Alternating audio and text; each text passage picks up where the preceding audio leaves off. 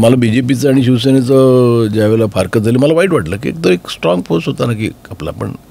तर त्यामुळे बरं पॉलिटिशियन म्हणून म्हटलं तर मला खूप माझे चॉईसेस मला आवडतात असे.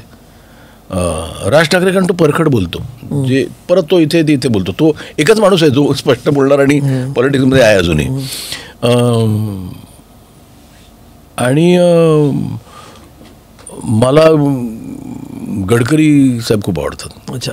पॉलिटिक्समध्ये माझे काही जे लीडर आहेत. विचारलं की राज ठाकरे सोडून कोण राजकारणी आवडतो? गडकरी आवडतात. देवेंद्र फडणवीस हे मला वाटतं की खूपच आवडतात मला पॉलिटिशियन म्हणून. आत्तापासून नाही, म्हणजे ते ज्यावेळेला नवीन आले ते खूप कमी वयात ते ऑपोजिशनचे लीडर झालेले, प्रदेशाध्यक्ष झालेले.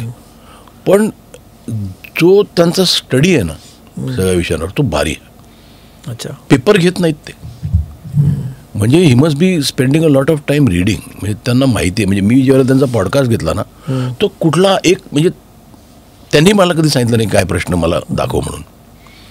आणि मी जे प्रश्न विचारले त्या सगळ्याचा इतका करेक्ट स्टडी होता. He is phenomenal.